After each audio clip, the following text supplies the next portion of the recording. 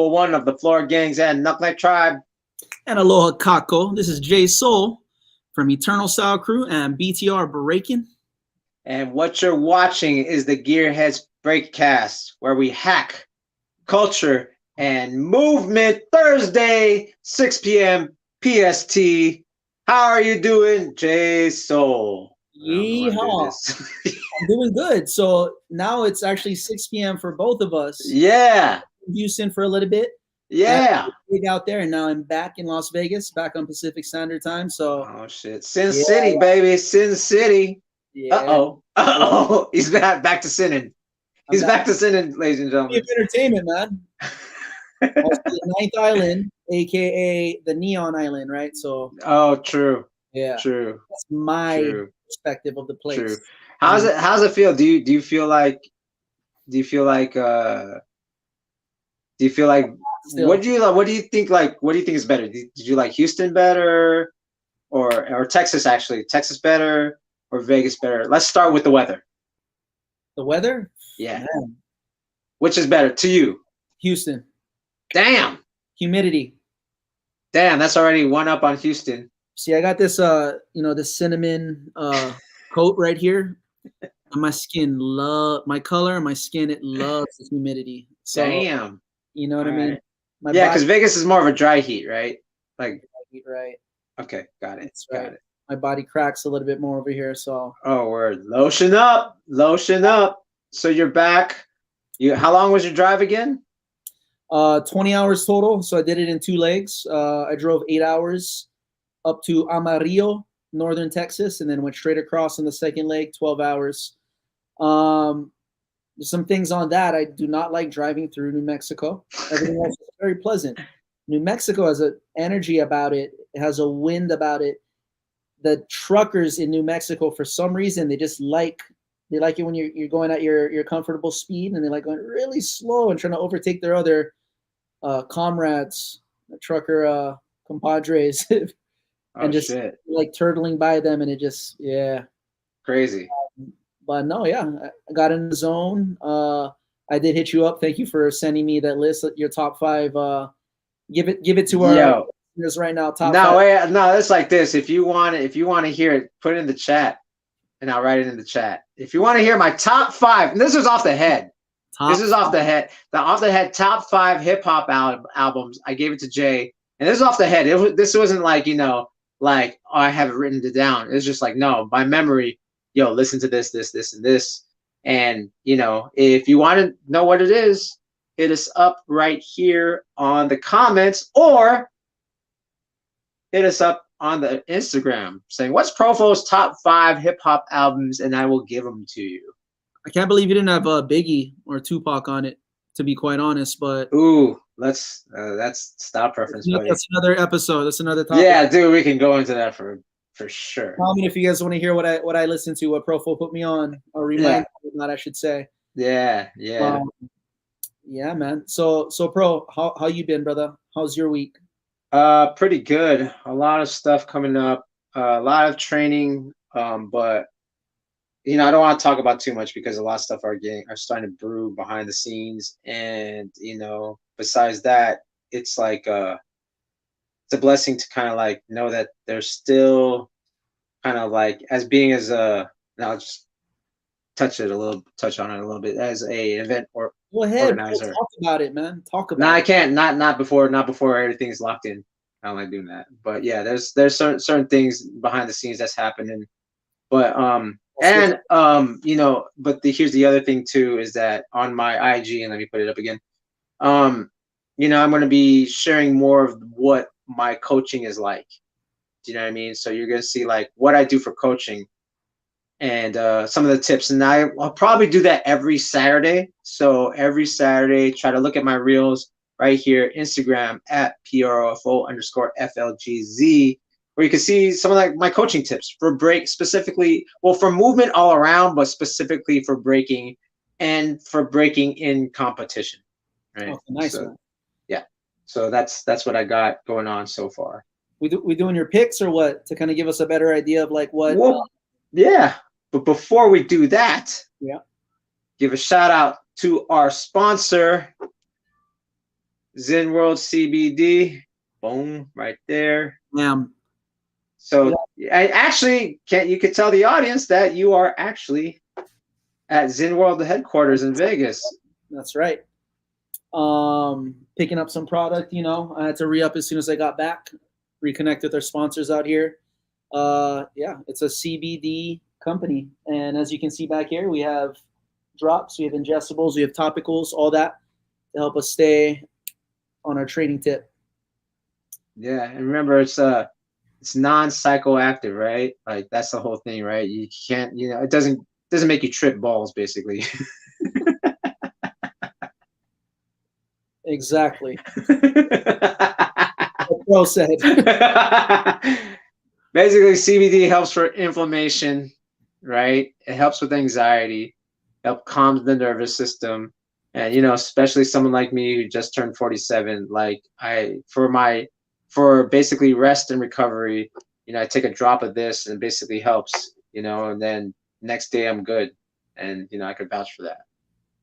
So real quick, go on zenworld.com, check out what they're about, check out what's happening over there, and if you do decide to be, you know, supportive, and if you're interested in it, don't forget to use the Gearhead promo code right there. Get that 15% off. 15% off. Get your rest and recovery with a discount. You know what I'm saying? Zenworld.com. Yo, from bro, Zenworld. So from Zenworld, what you call it? From Zenworld headquarters, JASOUL. In the house. We got our fake plants up here. We got our product. Fake plants. We're ready to go. All right. So before I'm gonna try to do this for the gram too. So I'm gonna play Profo's pick right now, and I have it every week. And what we're gonna do is this: I'm gonna log you out real quick, Jay, and I'm gonna get you back on, and then I'm gonna talk. Okay. Roger. All right, so what's up, y'all? So Profo's pick is all the way from Paris, France. I've had him on the trades, but we're gonna watch some footage from one of my peoples from France, my man Nico, Paris City Breakers. Now the thing about Nico, one of the first generation of b-boys out there in Europe, starting around 1983 or 1982 and 83, when Rocksteady came there to do their world tour back in the early 80s. The other thing about Nico, if you didn't know, from Paris City Breakers, he influenced one of the major b-boys out there, and that's b-boy Maurizio. So this footage actually right here is actually in Italy, where Maurizio was at, where he was training with Maurizio and Emilio. He helped start different crews in a place called Le Châtelet, a mall in the middle of Paris, France, and influenced crews like Actual Force, and of course, Karim Barouche, who created the Illusion Sweeps, and that became the pretzel style that Storm popularized. Give this guy a follow, Nico from Paris City Breakers. All right. Let's get Jay back on. Let's watch him for a while. Boom.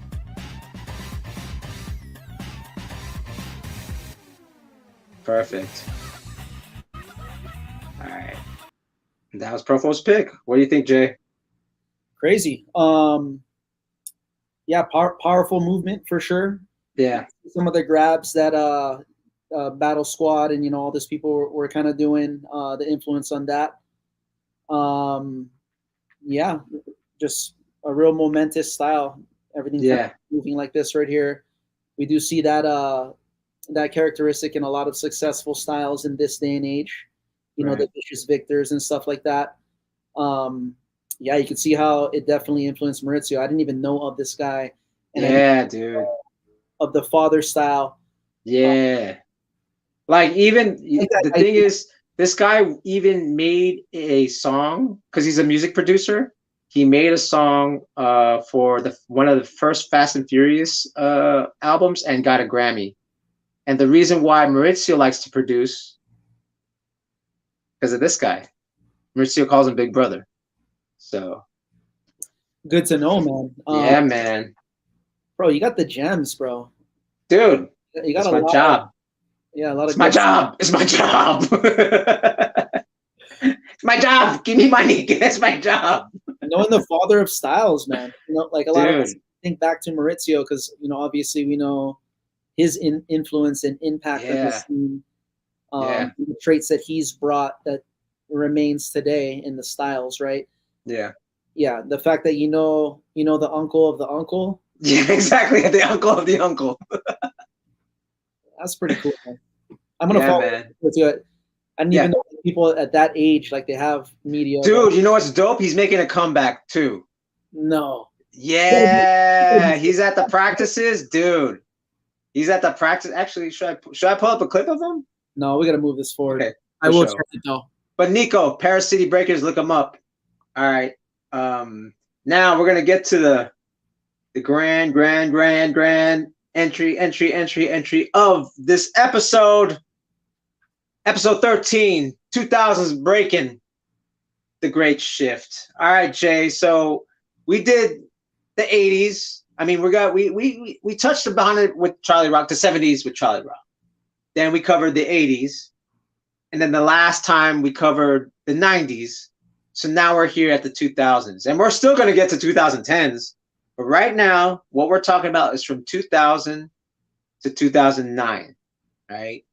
So, Jay, first of all, so this is probably like prime when you started breaking. So for you, what was your experience like in the 2000s? Man, so I started in 95, as you mentioned before, and entering the 2000s, I was dabbling a little bit in high school. I started in elementary and intermediate, and when I got to high school, I was playing football, and from there, you know, you got the helmet. I started head spinning helmets. You know, at practice, people would tell me to mess around, so I would break, and then from there, they're like, "Oh, I know, you know, my cousin on this side. Let's go battle him," type deal. So it was still kind of that was the big motivating drive, is knowing b-boys somewhere else. You know, this is pre-competition and all that stuff. But so I dabbled with it in high school, and it was 2003 that I really got back into it, and I knew, like, hey, this is what I wanted to do. I tried to do college for a little bit, but it was in 2003, and some of the first videos that I got a hold of when I did get back into it, it was a freestyle session for sure. Which one? Was it the Queen Mary? I think it was the Queen Mary. So that was 2004? Yeah. Okay. So it was before that. No, it was 7. It was freestyle session 7. That was one of the first ones. The one that California, I believe, won that, right? Okay, word. Was it? It was probably at the Alexandria. Was that the one where, like, blue floor? Huh? That was the blue floor one. That was the one that Rock. Yeah. That was probably 2001. 2001. It was Ground Zero and California in the finals. Yeah, 2001. 2001. That was a dope one. Yeah. 2001. That was the first time I seen Rock Force. I got a tape of them battling in the club, the family. That was the first time I seen a non-Rocksteady style that was captivating. It was. So that was IBE too. That was 92? No, that was IBE. Okay, yeah. That was the second IBE that time. Okay. That was the second IBE. Yeah. Rock Force versus family. Yep. Well, fast forward to that, we're seeing people do crazy stuff, but no one was really able to do it with style. And then we see that video with style elements. They're doing the crazy stuff. Rock's right is young then. You know, he's still kind of coming up, but still. Yeah. Still dope. But yeah. You had like the pole ones. Stilo was holding it down. Of course, Remind. So I seen that, but I did see Havoc Koro as well. And as I always spoke about, and I spoke about with you, Little John is one of my greatest influences. Right. Everything about his style. He maintained elements of that 90s rock steady, versatile style. Power mixed very, very well with footwork. But he did, his stacks, his freezes, his levels that he was able to add to it, and the way he battled, the tenacity that he battled with. I mean, not many people were matching that, maybe K-Mel and stuff like that. But, you know, that's what I was seeing when I was getting back into it. So, you know, with that, coming up in the Rocksteady where everything was based off the 6-step, was based off Burns. I was influenced by Flowmaster and Easy Rock. You know, seeing that, I was like, okay, shoot, like I kind of, all that went to the back burner, and I was working on rollbacks because everybody was doing that then. And that was kind of like the staple. That was kind of like the 6-step. You know, if you had a rollback, then, you know, you basically can compete. It's kind of like what the air flare is right now. You know, it's that one move. So the rollbacks were popular. People were doing different things with that when I came back into it. And then Battle Monkeys. That was actually in 01. I did go to Hawaii to see monkeys that were coming to Hawaii. Battle Monkeys were coming down. They had a strong presence in Hawaii at that time and connection with the Hawaii B-Boys. Yeah, Aries. Shout out to Aries and Akela. Yeah. Yep. Come on, man. Come on. Look who you're talking to. Yo, look who you're talking to. I got my ear and everything. There was one time in 01. It was called B-Boy Reunion. There was Battle Monkeys. Oh, word. Yeah. Like, you know. I've heard of it. You heard about it? Okay, word. Yeah, I heard. I wasn't there. I heard about it though. Like, so Artson and Akela, they were a squad. Artson, you know, as always, had dope foundation. His battle, you know, intention was really, really dope. So Battle Monkeys, it was Akela, Artson, and some Hawaii hitters, man. A lot of young kids came out of Hawaii. A lot of the Hawaii scene were young, talented kids too back then, man. So seeing that, that Lords of the Floor, you know, that was 01? Yeah, 01, and then 02 was the one with El Nino and Dizzy and Just FX, and but 01 was like K, and the finals was K and Vengeance versus Ruin and Caveman. Really? Yeah. Oh, that was the first finals. That was the first finals. Yeah. So what I seen was styles were growing, the culture was evolving, and it wasn't just Rocksteady, who was the original super crew, really, right? They had the West Coast heads, they had the New York heads, of course, they had some Florida heads in it. We seen other crews that were starting to come up and develop, you know, styles that were different from that.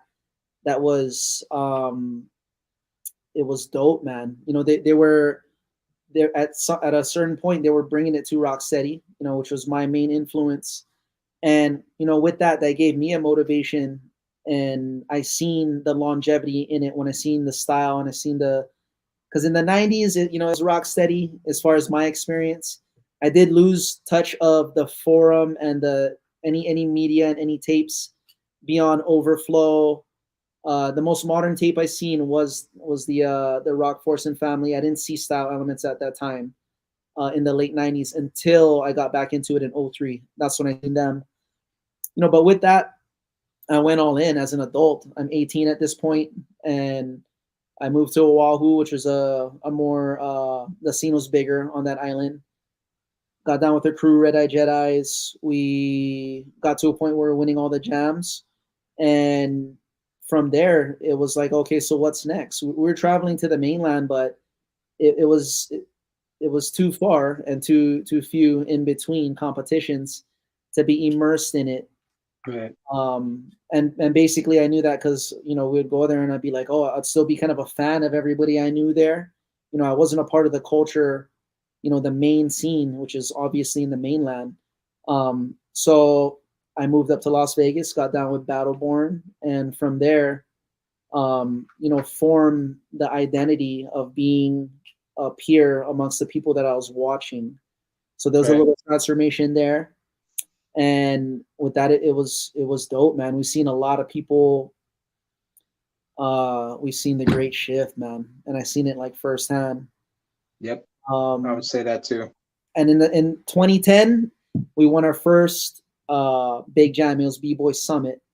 Oh, word! We beat Renegade finals. Was it the okay? Yeah, it was the color battles, the shirt battle.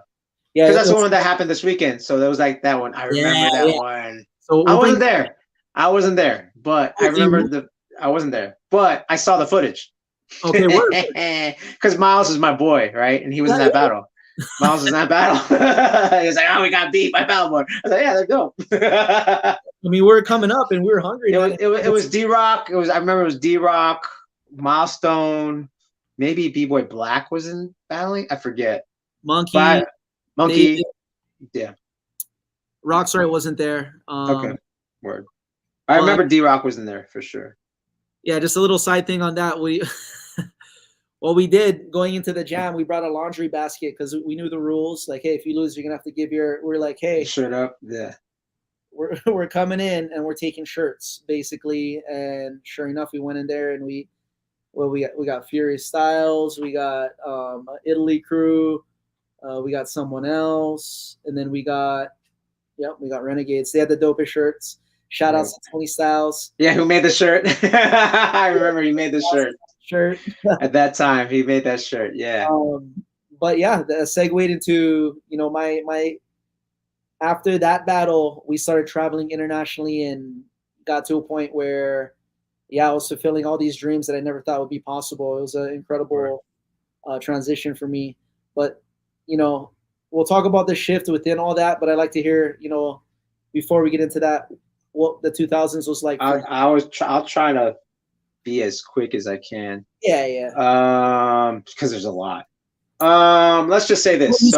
What do you see? How you felt? So here's the thing. So, okay, just to remind the audience if you didn't know, I used to formerly be part of Rock Horse crew. So in 98, we were the last American crew to win Battle of the Year, and I was there present for that. So I'm coming from that perspective already, right? Doing my stuff a little bit mid-90s, like dancing from 91, but then like mid-90s, I kind of took a hiatus for about a year or two to do martial arts. Then I got into Rock Horse. Then within 2 years of that, winning Battle of the Year, and then already kind of starting to see that part of traveling the world for a little bit of my time. Then 2000, kind of like I got out of Rock Horse at the time.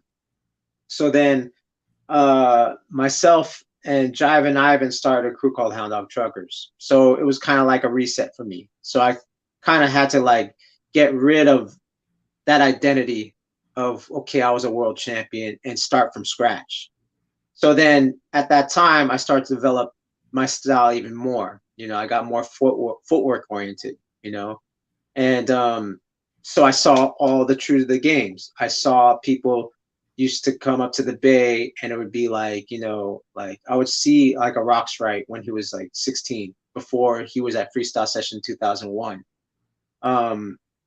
So I got to develop my style, do more. Zulu Gremlin moved to the Bay Area, so he became a mentor to me. Zulu Gremlin became a mentor to me. My Rock's right, Politics, B-Boy Finesse from Renegades, and he started a theater show. So I started becoming part of that theater show. So that's where that's where I learned my proper foundation was from Zulu Gremlin. Oh, that's dope. I didn't know that. Yeah. So, but so basically I learned that, but then I saw everyone else come up.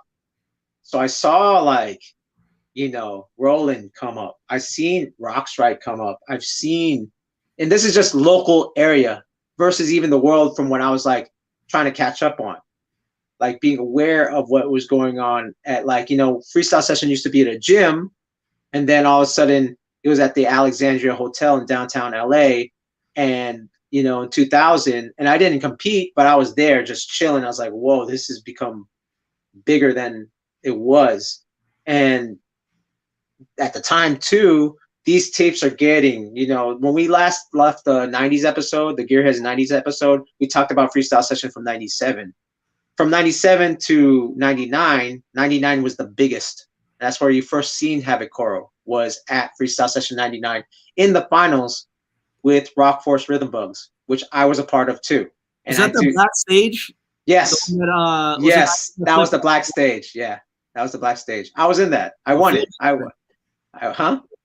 That's when Flowmaster flipped off the wall, right? Yeah. Lost first round. Crumbs and Wicked and Remind and Flow lost first round against Havoc Koro. And that's how they made their name. That's how Havoc Koro made their name. Because that's the first time we've seen Moy do like even though there was multiple air flares, he did it in a big crowd. Bro, with that speed and power. Yeah, exactly. So, trick. you know, He was so whipping that. dude, and there was guys from other Texas like Curious. There was Nightcrawler. Ruin was already at a certain level. But when Moy first did that, that's the first round. Knocked out California first round. Was like, okay. Huh? Cujo. I forgot who else was besides Cujo. Ken Swift, maybe? No, it wasn't Kenny. I forgot. I just remember Cujo was a judge. And yeah, man, that was like pretty epic for Texas. That was like, that's when Texas was like, we're here. It was Freestyle Session 99. We're here. And that was November 99. So that's what I'm saying. Like, compared to like when we see them at what you call it, Pro-Am, Miami Pro-Am, May 99, they were like kind of cool. But again, this is kind of like, again, like Pablo came out in 98. And then the next year, Freestyle Session November, that's where Texas made their thing. And it was the finals, right? The finals was like Rhythm Bugs, Rock Force. Brayden was Rhythm Bugs, Rock Force. Chase, myself, you know, so I won that too. So, and I don't talk about it, but I was there. I was part of that. So I seen a lot of the changes happening, you know what I'm saying, from back then. Yep. And like, you know, it was crazy because it kind of put me in a perspective of sitting back and watching everything, kind of watching all the styles unfold. Because mind you, I wasn't necessarily good. I just was kind of there. You know what I mean? Like I just happened to be in the winning crews at this time. So for me, that was very much me backing up and taking myself out of it. And what's going on? What are they doing over there? What's this? So I was one of those guys that watched everyone, even if you didn't have tapes. I had access to tapes from Florida back in 99 when no one had tapes. So I watched these different crews that everyone thought were whack because they didn't have certain power. In the West Coast, that is. Yep. So I was even going through that because like when I developed my style, I was watching a lot of Florida guys back in like early 2000. Like 2000. And then with Zulu Gremlin, who helped start the Miami Pro-Am, would have these tapes too and talk about styles and get specific and have context with these movements. So when everyone was doing the hand transfer style, I was really doubling down, tripling down my footwork and understanding Top Rock like more than anyone else because everyone else had the house style. Yep. Everyone was more, and I was like, nope, tradition. This is how they did in New York, 1979. This is how they did in Queens, 1981. I became that guy. And even Zulu Gremlin himself would say, if you want to be in this, I'll tell you what, pro, you got to be a hip hop historian. That's why I'm probably the way I am now. It's probably because Zulu Gremlin. So shout out to Zulu Gremlin. You know what I'm saying? So that was my perspective. You know what I'm saying? I have a mentor to really hone in on me. And then I would see these styles and where we all gathered up. And that's the first thing of media that we're going to talk about right now is freestylesession.com. Shout out to Cross One, and he linked me with this. Boom. The original Freestyle Session board. No. This is where we all used to talk smack to each other. Damn. So when do you think this came out? This was like, so the thing is, the first time that the boards were on was actually bboy.org, and that was run by Fresh from LA Breakers. Then yeah. for some reason, maybe because of the tapes, maybe because the competition was big, everyone started to go to freestylesession.com. That was the thing. That was the crazy part. That was so this is where you found out about events, and then this is kind of pre-YouTube where you can upload a clip. Yes. You know what I mean? And there might be like, for sure. And yeah, that's how we would find out about people, climbers, anyone killing it. They would be on these forums, right? So there was bboy.org. I never went on the freestyle. I think I went on the bboy.org. We're so like into the YouTube era, I totally forgot about the names of the ones, but I definitely went to a couple where there would be beef, there would be battles posted. People would sell their products on it as well. Yeah. This is how we would communicate, right? As a community. Yeah. This is totally different now. It's just, I guess people are still on here, huh? But that was Yo, 2012. That was the last time someone posted on here. so if somebody goes on this 2012. right now, if somebody goes on this right now, they could see old battles. No. So this is like, so this is some archive. Shout out to Cross One again. He gave me the link to like some crazy whatever. Because obviously, like I said, the last person that posted on here was Cross in 2012, April 2012. Oh wow. So this is inactive. But he blessed me with Okay. he blessed me with this. This is dope. Like I was like, yo, I needed this, you know, as evidence, you know, this was going on. Yeah, so certain people and certain websites had control of the media, which, you know, obviously is what influences culture. Yeah. And check this out. Dino Mike, Rockford Furness, that's Why Not's original crew. That's one of the elders in his crew from New Jersey. Oh, word. Philadelphia, that's like Remy Harris, and like, you know, he basically helped shape Why Not too.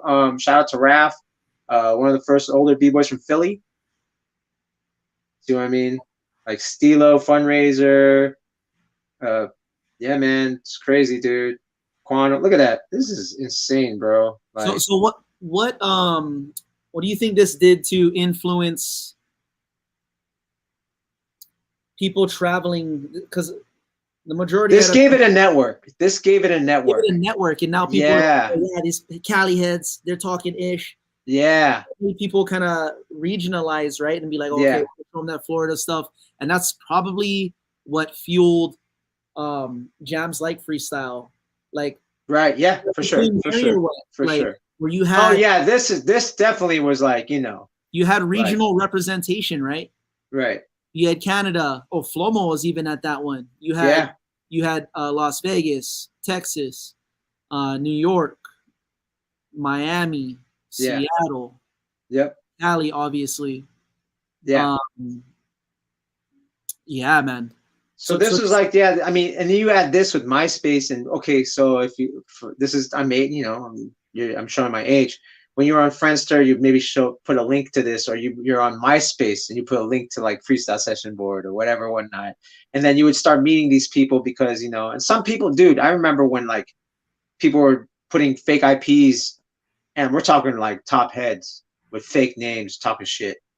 Like, it's crazy. Like, you would never think. Like, we're talking icons with fake IPs. Icons with fake IPs. It was insane. Insane. Like, if I told you right now behind the camera, I'm not gonna reveal the person, you'd be like, no way. It's like, yeah, that guy's petty. All right, cool. Tell me after, right? yeah, I will tell you after. But so what do you think of the scene then? Right. So we're talking pre-YouTube. This is the forum. This is how people communicated, whether it was directly or indirectly via just watching and knowing about somebody. Man, it must have been exciting, right? Because there was still a element of mystery to it. For sure. I mean, and a lot of the things that I don't like now is because of these times. You know, this is what I don't like now is like, keep your shit secret. Like, because back then you can keep it secret. You would get a DVD, it would take about, at the fastest, 6 months to get a DVD of a battle somewhere. Yeah. You know, so you could keep secret, you know, and your only outlet was winning these events, right? Winning a Mighty Four, winning a freestyle session.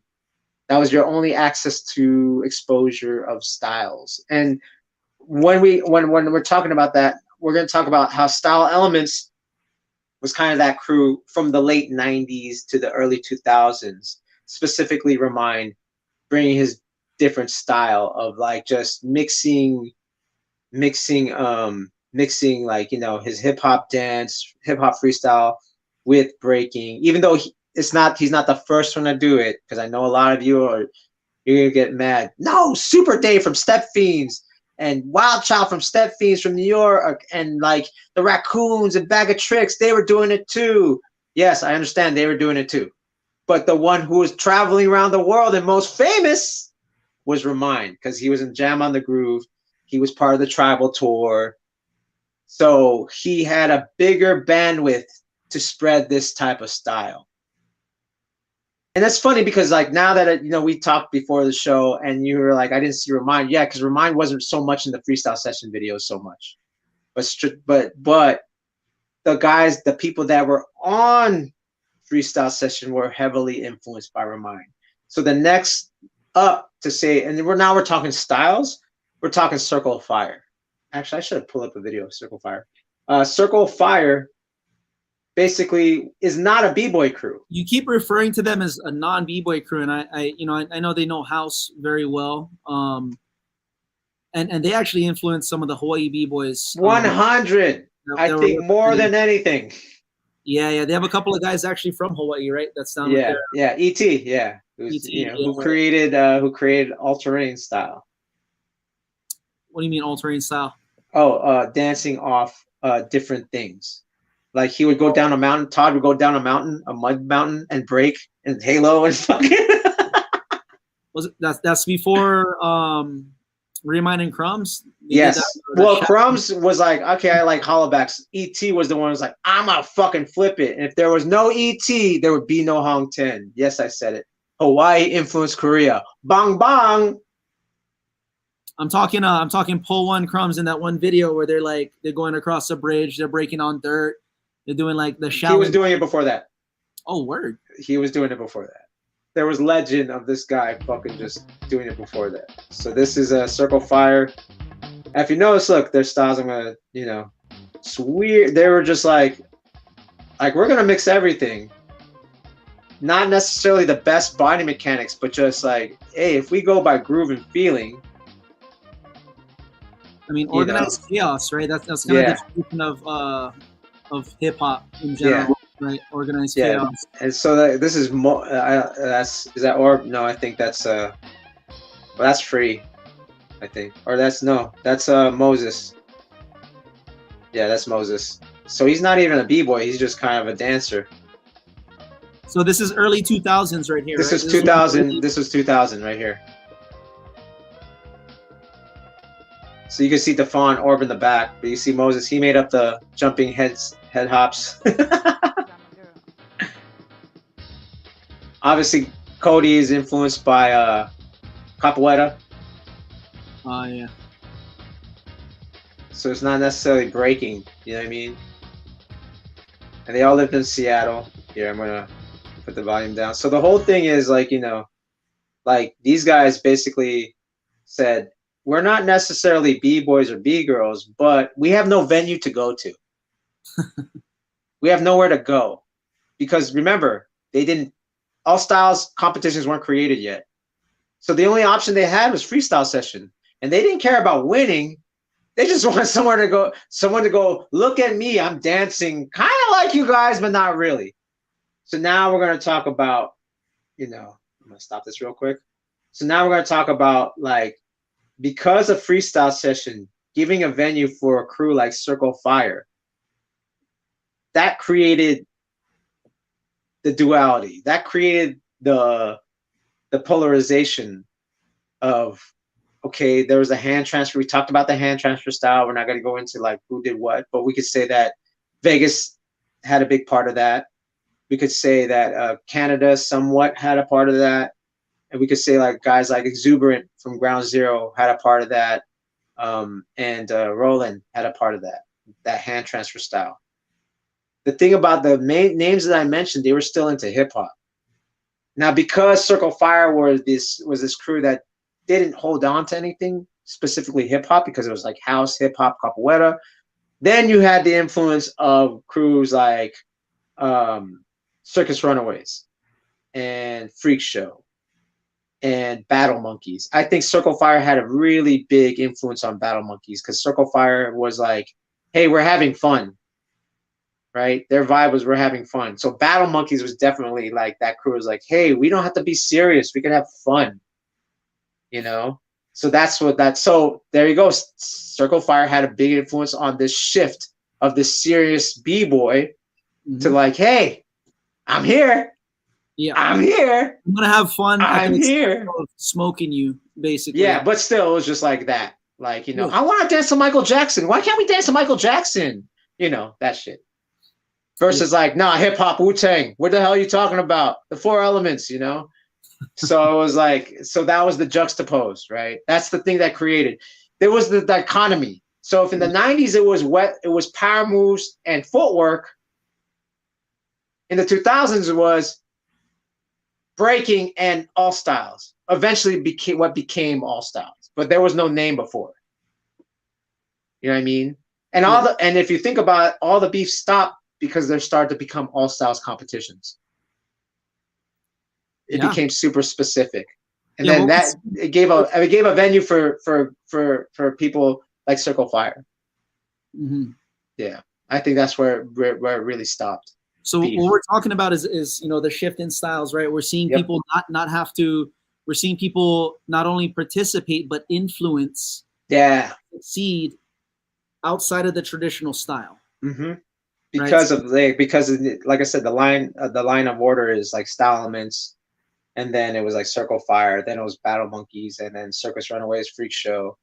And then, I forgot to mention Benji too, but just like it became less traditional in movement. It became more of like this, okay, let's put everything together. Mm-hmm. And then that was like beef for a long time. Out here anyway, like straight up fist fights. Because it's like, who are you? You're hip hop. And now you know why like the Martinez brothers are like, well, we're gonna do jiu-jitsu because we're used to getting into fights, man. Yeah.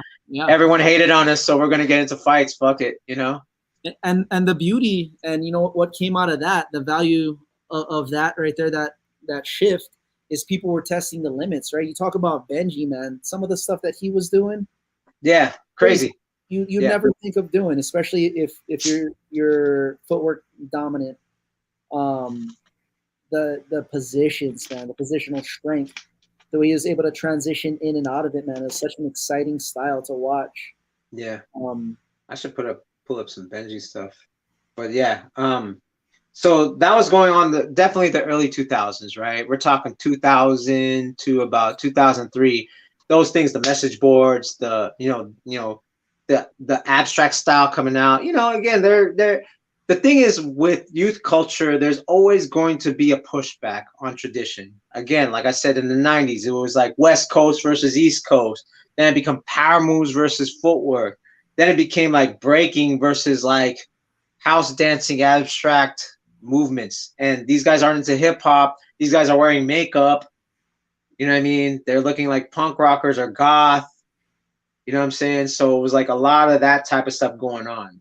And, there was a big distinction in a multitude of styles, right? Right. Yeah. Not only regionally, but everything that you're talking about right now. Yeah. And did you want to bring up before we move on? Because, that gets into, well, one of the things we didn't bring up is how students of styles were coming out and they were representing the scene and they were winning and they were establishing their names, really, right? You're talking about before? Are you talking about before what we're talking about the styles, like Circle Fire? Because that played a big influence. Well, I mean, there was that after, right? I mean, yeah. So you're talking before then? You're talking before? We're talking about after. Okay, after. I think let's take Battle Monkeys for instance. I don't know if they had necessarily teachers. You know what I mean? I think they had like people around the neighborhood. Then through freestyle session, seeing Circle Fire, having their own identity, it influenced them to be even more of themselves than like Easy Rock was a very serious dude, and I'm sure they were around Easy Rock. They were around West Coast rockers. They were around these guys that are very serious. Yeah, and they're like, we're not that, Like I'm Rockadile. I want to wear a Jitney shirt from Philippines. Like, you know what I'm saying? Father to their style, right? Yeah, exactly. It was kind of all these. But if you trip, the father style was Circle Fire, not as far as like movements, but just hey, they're doing whatever. Why can't we do whatever? Yeah. Yeah. That whole approach for sure. Yeah, the approach, not the style. Because they were more b-boy oriented, right? Like Battle Monkeys were definitely more b-boy oriented than like Circle Fire, but the freedom of like self-expression and what I like and my personality, like I said, like Rockadile had a big Filipino fro and wear a Jitney shirt from Philippines, like anyway on his back, and like goofy kid, like they were allowed to be goofy. You know what I mean? Goofy, they were doing it. They were relating to our cultural ancestors with certain positions. you know, their top rock, but they were breaking out of it and they were mixing abstract movements, freezes, and transitions within that. Yeah. So they had a very dynamic style that's still related 100, to, 100, still identified 100. as breaking. They still innovated a lot of movements. It's just I'm looking at more at their character, because I think as far as mechanically, I think a lot of them are really like they're solid. It was just, you know, like Dunock was like, why can't I be Michael Jackson out there? Why can't I be Michael? And we were like, why? One of the best performers and battlers in our culture. But see, that's where it's like there you go. But this is the divide, because it was like us old heads were like, no, it's hip hop, man. Don't be Michael. Michael likes to rape kids, man. Beat it, Michael. That's what everyone used to tell Dunock. Beat it, Michael. Beat it. He knew how to bring it back, though. He knew how to bring it back to traditional form. Yeah, no, and that's the thing, because they all started from the same, you know what I mean, from the same blueprint. But again, that's what I'm saying. Like Circle Fire was like, hey, we're gonna, like, you know, we're not b-boys, we're not b-girls, we're dancers, and that they were like, yes, they were like, aha. While Freak Show and Circus Runaways was like, well, you're not b-boys, we're not b-boys either. They kind of came from that blueprint, but then like far, like, forget the body mechanics that we, you know, that was here. We're just gonna watch this guy. We're gonna watch just Benji, and we're gonna watch these guys, and how many hand transfer styles, and like, even if you look at the music rhythmically, of course it doesn't fit. Footwork doesn't fit with the music they were listening to. The static holds do, and like explosiveness was from a static hold, right? From the music, right? So it's like, dude, that's crazy. If you think about it, that's pretty crazy. You know what I mean? Yeah. That they came up with something.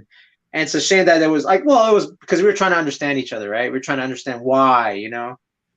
So what came from that? What? From assumption? I'm sorry? My assumption why they went that route, or? No, from like what we said, there's a multitude of and diversity of styles, whether it's regionally and everybody coming from they're rebelling, right? They're trying to form. Yeah. They're trying to they're forming their own identity. They're like, hey, there's a father to this culture, which is essentially the rock steady style, which is predominant in or hip hop or whatever, you know. Yeah. We had these crews that were breaking from that. There was a return, you know, back to it after that. Yeah. So the main guys, in my opinion, I would say that the return of the b-boy stuff, of the tradition, right? Now I would say it hit hard mid 2000s. Mid 2000s when that, you know, I was doing it early, so everyone used to shit on me. You're doing that old shit. You don't know how many times I got told you're doing that old shit, just because I liked footwork, traditional footwork. Because at the time it was the hand transfer style, you know. So, dude, a lot of people were hating on like Rock's right. You know what I mean? I'm like, dude, this guy's pretty good. You know what I'm saying? What brought it back was kind of that. Yo, shout out to Freestyle Session. What up, Cross One? We're going back. Hey, watch back. Yo, watch back. I showed the forums and stuff like that. And you could give some gems for us right here too, Cross. Like, you know, like what else was going on? We're talking about how Freestyle Session helped shape different styles, and you know, and like, you know, crews like Circle Fire influenced Battle Monkeys as far as character and personality, and as far as freedom of movement, Circle Fire influenced you know, Circus Runaways and Freak Show. Maybe not style music, but just a freedom of movement. And so Cross is saying Inland Empire was kind of on that wave even pre FSS. Cross, are you saying that pre Circle of Fire, that you know, Inland Empire, like Battle Monkeys, if you can name any other crews, I don't really know very many other than that. They were already kind of on, you know, separating from the father of the style, the traditional rock steady style, like separating from that. Yeah. I think that, I mean, yeah, he would know because he was SoCal too. So I was NorCal. So he probably, Cross One has probably better insight than I do. I just saw him when they used to come up to the Bay. Do you know what I'm saying? Omar. Who is this? Yo, shout out to Omar, man. Fuck, I haven't heard that name in years. Shout out to Omar, man. That guy's crazy. This guy was doing missiles back then and joking around and shit. Yo, Omar from Texas? Not from Texas? No. Omar Soul Control, Omar. Yes, I mean, I don't know any other. 1998. Look it up. 1998. Droogies. Okay. But yo, Droogies, their style was like a little bit like still. Okay, so the thing about the Droogies, yo, shout out to the Droogies. Sean Supreme was in the Droogies. Oh, word. The thing about the Droogies, their style was ill, but they still had a footwork style. But one guy used to do something and put his shoe in his mouth. He would take his foot and put it in his mouth while he was breaking. And they would say that they were Satan worshipers. Oh, damn. The Droogies. Shout out to the Droogies. Yo, Cross, you the man, bro. Cross is bringing out the names. I forgot about the Droogies. Sean Supreme. Iron Monkey used to be in the Droogies. Shout out to Sean Supreme.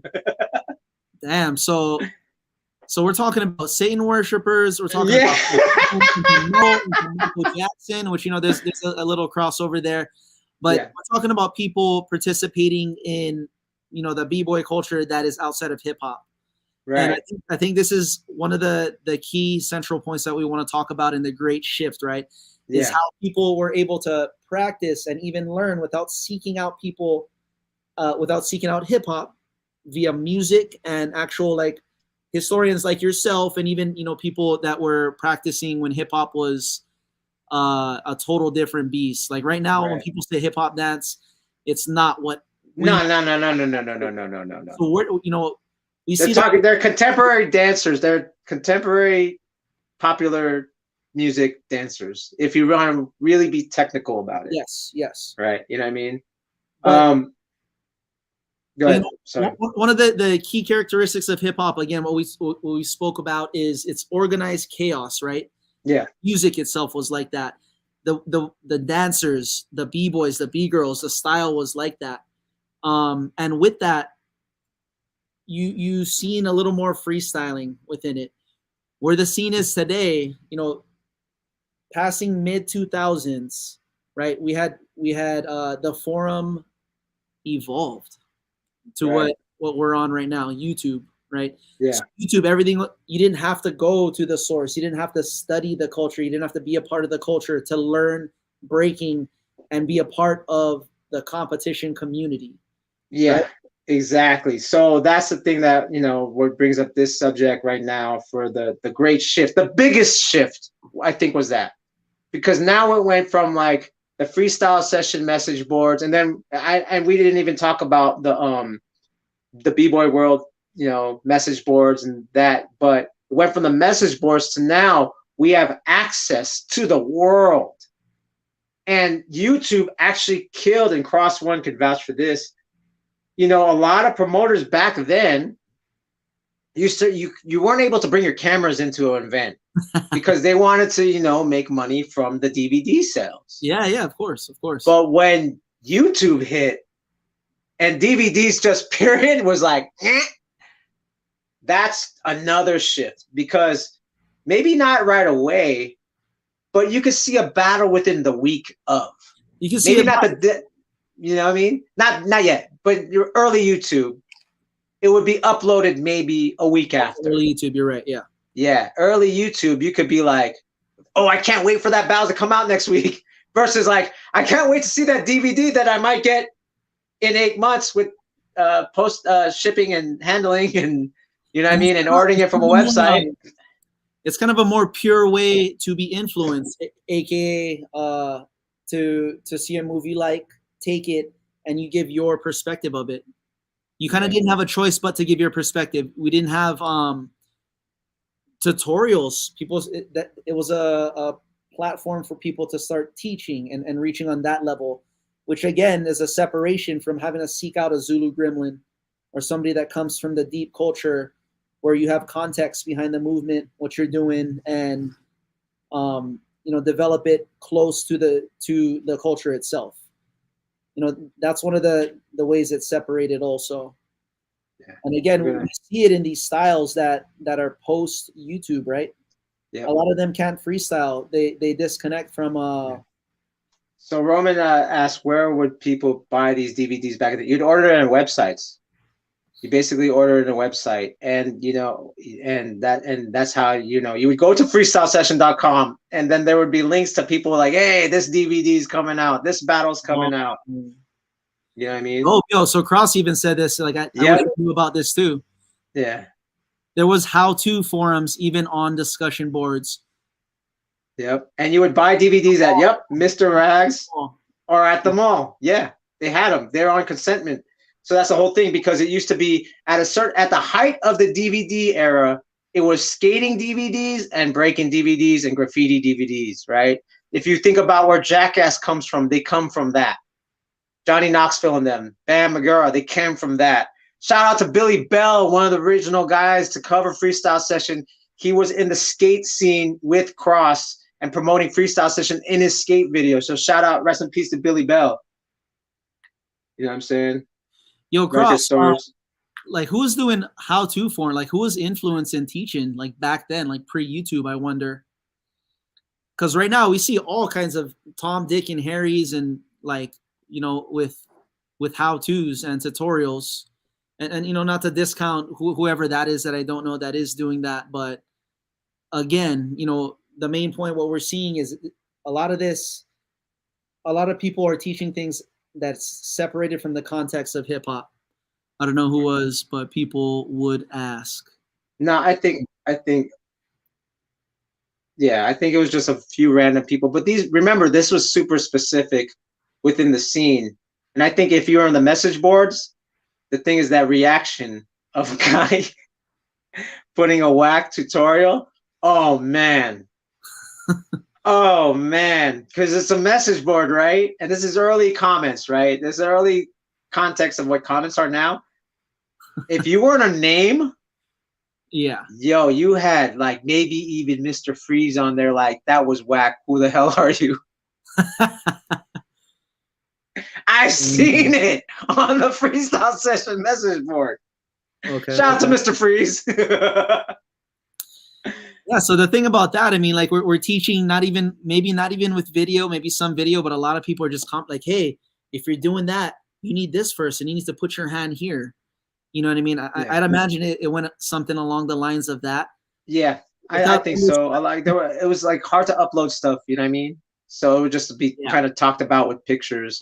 And we're talking early 2000s, you know what I'm saying? Yeah. But let's make the transition, because it came from that.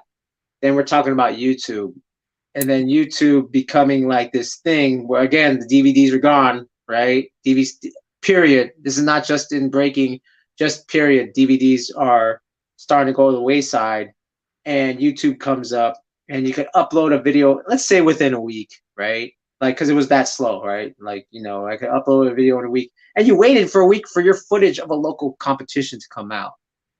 Do you know what I'm saying? That's fast. Yeah, which back then, compared to 6 months, a 6-month wait, 1 week, that's tremendously, like, you have access quicker. And one of the big things to make it like, to make it global was especially when Korea got involved. When Korea got involved in with John Jay and helping them out, we're gonna pull them up right now. That even shifted the whole country of South Korea to make breaking their official sport.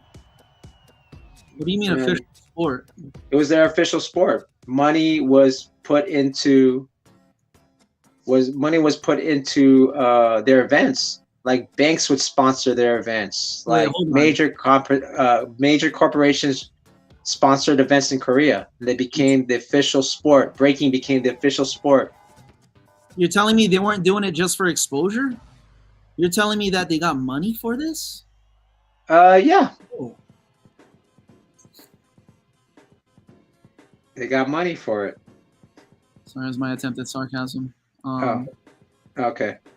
But cool. Okay, so we see. So this is a big thing about YouTube, because now that there's exposure in that way.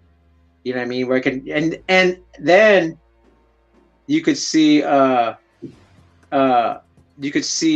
basically the numbers on the register of the screen, right? Like in YouTube, you can see, oh, it had 10 million views. Yo. Corporations game in there. Shout out to Cross again, and it's true. Where is it? Oh, yeah, in Korea, it went backwards. It went from corporate back then to grassroots now. I agree. Man, that's almost comforting to hear and kind of cool, right? Yeah. Things are self-correcting like that. Yeah. R16 was a government-sponsored event. Yep. For over 10 years. Yep. Here's the thing, too. Here, I'm going to put the volume down on this. So here's the thing, too. This is how big it was, Korea. So the first time me and Rob went to Korea, we went to just go around and just tour and just see the city in Seoul, right?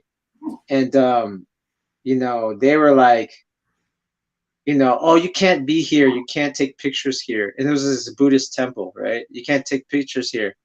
And then the guys that were taking us around who were B-boys too, it's like, oh, they're American B-boys. Oh, B-boy? Okay, yeah, you can take a picture here. Like, because it was like an official sport in Korea. Almost the opposite of what it was viewed like yeah. in America. Yeah. Yeah. So it was crazy to kind of have that. So YouTube brought that. It wasn't just Battle of the Year that did it. It was the coverage of Battle of the Year. I love that. You know what I mean? And that's the story. And, you know, and I was, and Cross could vouch for this. Like back then, I was telling you, man, like they didn't care about Foundation. Bourne was an anomaly. He was an anomaly. Because, dude, like, you know, bring it back to this video, they're killing it, man. Yep, yep. They're doing, you know, they're breaking the laws of gravity, right? Defying the laws of gravity. And Bourne was like, hey, yo, I just want to do footwork, yo. And they're like, what? Why? You know, like. Yeah, it's funny what support does, right? You know, yeah. you talk about financial support, and then also people are like, oh, hold on, you're a B-boy? Cool. You're smart. You're valuable. Yeah. Hey, you can take a picture. We don't let normal people, but yeah, exactly. Man, I love the Korean culture for that. Exactly. I was fortunate enough to go to a R16. Word. I think it was in 2013, and one of the things that stood out to me is, you know, our chauffeur was driving us around, and he pulled a jack move in the middle of traffic and fully cut somebody off. Did a move he shouldn't have been doing. And in America, somebody would have got out. It would have got violent, but no, the guy that we cut off was just like this calm, straight face, and was like, hey, you probably made a mistake, but you know, I hope you get on your way as safe as possible type vibe to it. Yeah. Culturally, yeah, I mean, everything about the people that we met, they took good care of us. Yeah. Yeah, man. Give a shout out to John Jay too, man. John Jay now, who is dude, he's basically the reason for Korea. Like, you know, who was part of Circle of Fire. Another link that we talked about. John Jay was part of Circle of Fire. Basically helped shape the Korean scene, and now is working for Red Bull out here in America. Shout out to John Jay. So now we talked about, you know, the influence of YouTube, right? Of the globalization, right? Because now it's reaching people that aren't even interested in breaking. You know what I mean? Because it's coming up on their feed as far as like next video to watch. If we're talking about early YouTube, you know what I mean? Like if we're talking about 2007, 2008 YouTube, it was like, you were recommended this best breakdance move ever. You know what I mean? These crazy titles, is clickbaity titles. Yeah.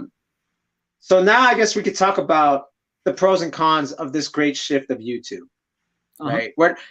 We'll talk about next episode. We'll talk about the aughts. Right? We're going to talk about the 2010s and beyond, and we can talk about social media. But for right now, we're talking about YouTube, man. Let's explore what your point is, and I'll be the counterpoint of that, which is like individual styles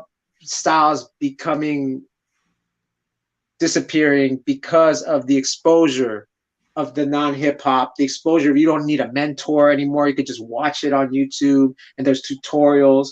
So Jay, like, I know you want to go into this, so let's go into it. Like, well, hold on real quick.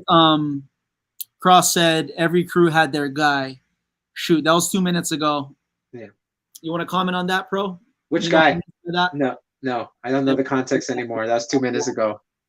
We got to be on it with this. My bad, Cross. We were probably talking about Bourne. You know that. You know, Bourne. Okay. Born was like, hey, I just want to do footwork, and there's that guy. That's what he's talking about. But again, Born was like the most popular out of them. Okay, footwork. Yeah, yes. yeah. Let's talk about intelligence, right? The ability to recognize patterns is one way to quantify intelligence, right? Mm-hmm. So if we have guys like you, we have guys like Born, they're like, oh, hey, everyone's doing that. How do I stand out? How do I participate in this cultural art form and do something different? And he chose that route, and you've seen the impact of being able to do that, right? I think that mindset is missing big time within the scene. We see so many trendy moves that's happening. And it's like, hey, like look at the basics of what he's doing. One hand is down right here, cool, and he's leaning into it and he's shifting his body in a certain way. There's 1,000 ways to manipulate, to segment one move that somebody is inspired by. And I'm just getting a little more detailed, but he's just taking the whole, everyone's doing power moves, everyone's doing freezes. Let me do this right here. Right? Right. That's a high level of intelligence, I think. And on top of that, I'm biased towards footwork myself. I love footwork. It is the intelligence of our cultural art form for sure. I mean, yeah, for me, I am a footwork head, but I could take away my own bias and like objectively look at something. And I think it's because, and that's where it's mentorship, I think. I mean, it takes a special person to kind of like, look like more of the simpler stuff, maybe because they excel at it. And, especially if you don't have a mentor, it's going to be hard. Let me look at the chat real quick. Eyes, yes. Cross, Eyes from Korea was dope. I agree. He was pretty dope. Early Korean B-boy out there. Eyes, man. Really dope footwork. Really good, dope foundation. I agree with you. My counterpoint is because of just they don't have mentorship.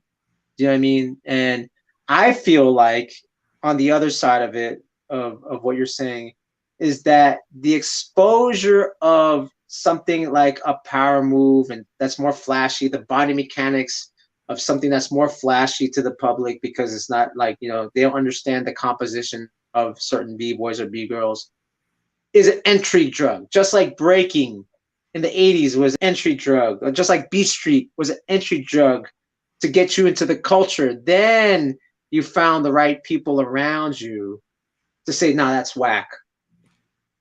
Do this style. Try this instead. So I think the exposure of it helps. And that's what you said in the 80s point, right? Where I was like, this is corny, but it's like, well, but people are doing it because they saw a Hershey's commercial of Ozrock doing a windmill, made them want to break. And then they met up with Little Caesar for some reason. They went to Radiotron and met Little Caesar and learned the culture. But it was the exposure, their entry level to getting into breaking. So I think I look at the thumbs up on that as far as it being exposed, juxtaposed to your how you're saying it's like it loses the essence, it loses originality, because you don't know that you could do it different until someone. You have to be really, really creative, just on your own. Intelligent. But that's hard. But that's hard when you're by yourself, is what I'm saying. Because okay, so I'm gonna quote something. This is really crazy. Shout out to Box One. So Box One was originally a freestyle hip hop dancer, right? He's young, right? He's only like 28. And there was like this whole movement in Philly where they all used to watch You Got Served, and then they did that in Philly. There was like these groups that did choreograph and a little bit of everything with breaking. Box One told me himself, and he said it on the trades too.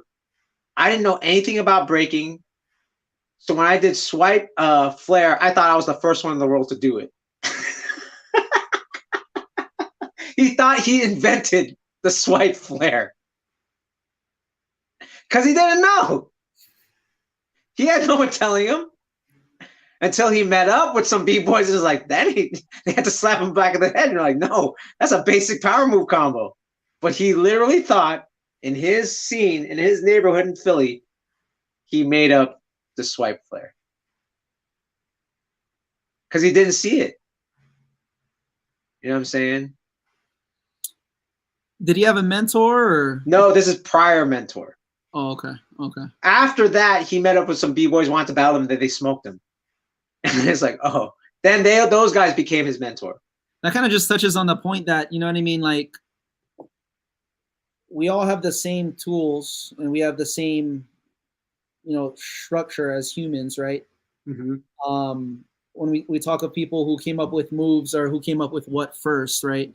There's that phenomenon as well, right? Like the Gremlin, for example, with Florrock and I think Swift from Battle Squad. Yep.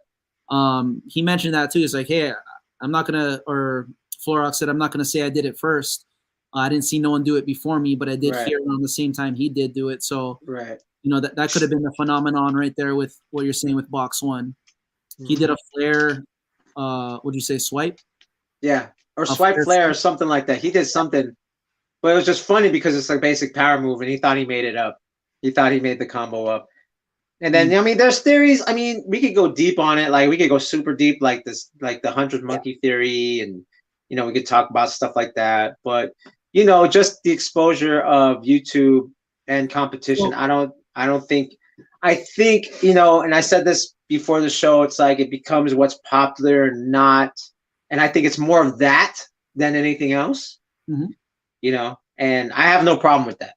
You know what I'm saying? Like, I have no problem with, you know, what popularity influence has, because the real is gonna go back to whatever you really like. And it doesn't matter if 10 million people are shaped by this competition or not, or this B-boy or not. With YouTube, the platform in itself and the way it functions, you didn't have to be a cultural practitioner to influence people, right? And because of that, and because of the abundance, right, that element of it as well, the shift went from trying to create and craft your own movement and artistic identity to let me goulash a bunch of styles and composition for longer rounds, and that's kind of where we see it today. Going that was, you know, one of the great shifts. Also, I agree. I agree. That's based on competition, but again, you know, composition from competition. Yeah, it went from short and sweet and potent and impactful to long and redundant and familiar, and we see a mash of identities. Like, everyone's taking certain valuable traits, again, natural selection, what we spoke about, right? And they're putting it within their style. I do it as well. I do it as well. Yeah. But the thing is, the difference is what is in context to what I'm trying to express is the difference between, I think, a lot of people right now. But again, I'm an older B-boy, and I'm going to put this cross one. So many names, I'm getting too old. I'm with you. But I'm just saying, I come from more of that. I come from, and again, I'm pre-competition B-boy too. Yeah. So it's all about that. It's all about the composition. You know what I mean? I'm taking a little bit from what's popular now, but making it my own. But again, my goal is not necessarily to win. It's to express. Yeah, nothing against that. But what I'm saying is the hierarchy of value. It went from, hey, I want to rebel. Hip hop is rebel culture, right? You said, what were the videos? It was skating, breaking, right? This is rebel culture right here. That's the nature of hip hop and of b-boying, right? So when you're taking styles and instead of trying to really just focus in, say, on footwork or something like that, and really form your original, find your unique relation to this foundation and create your artistic movement identity from it. That's the early 2000s, right? That's the reminds. That's the circle of fires that we're talking about. The shift because of YouTube, right? That's one of the main things, advanced forum like YouTube. Right. It went from that to, hey, let's just not really focus so much on trying to make a different windmill, but let me just add a windmill to this. And I'm not saying it's bad. I'm just saying that's one of the shifts that we got to talk about. I think it's, I think it's, I mean, that's a deep talk. We could go in forever as far as creativity. You know what I'm saying? Like, not everyone's going to be that way, you know? And I said prior in my, I'm going to plug right here, the Trades podcast, The Subconscious Language of Breaking. I posted, I had a live 2 weeks ago. I said, not everyone is going to have all three. So there's all three, let's say all four in breaking, right? Top rock, footwork, power moves, freezes. And then the subconscious language. Not everyone's going to have good body mechanics, stage presence, or presence, and composition. There's no such thing as that. There's no I've never seen it. Those are just tools for expression. Would you? But what I'm just saying is, like, I've never seen someone that's perfected all of it. The four movements and the subconscious awareness of it, I haven't seen it. You know what I mean? There's people that have come close. Storm comes close. KML? Storm? No. Storm comes close. But he's missing the performance. KML doesn't have the best body mechanics. He has good composition.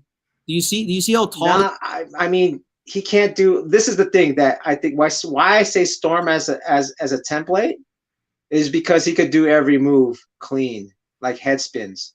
Like KML doesn't have clean head spins. The closest to that was Kevo. Kevo was the closest. Then he stopped. Kevo was the closest. You're talking about mechanics, right? Everything. Kevo was the closest. Was like balanced, like the closest.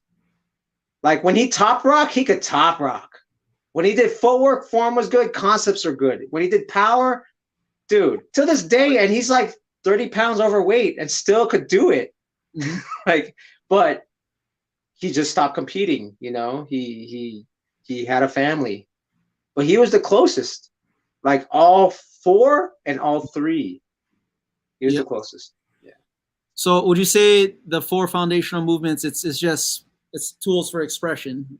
Would you agree with that? So you mentioned that, hey, I'm about composition, but I'm just trying to express, right? So I'm saying if the shift happens from trying to create your unique identity and find your unique connection to these foundations, and you go into, I just want to express, but I'm kind of sampling. I'm not really doing my diligence in trying to put time in the lab with yourself and these movements and the music to form something. Do you think that's YouTube? You think that's because of YouTube? Do you think that's because of YouTube? I think it's competition. Sure, that's another element to it as well. I agree. Yeah, but I'm saying, like, because of competition. And you're expressing something that somebody's already done. Who are you expressing? Is the question I want to ask. You know? It depends. Well, like I said, I would say that's because of competition. I think it's competition more than YouTube, in my opinion. Sure. And, you know, that's another topic as well, but keeping in the context of the 2000s, how that shift in the 2000s. So you said it went from gyms to for sure in the 2000s it became concert venues. Oh yeah, especially Korea. Korea was the first one to really do it. Yep. Right. Korea and France were the ones to really do that. You know what I mean? Yeah. So that affected the styles as well, right? 100. 100. Translated on the big stage. Yeah, 100. Right? That's why it's like, dude, why complain?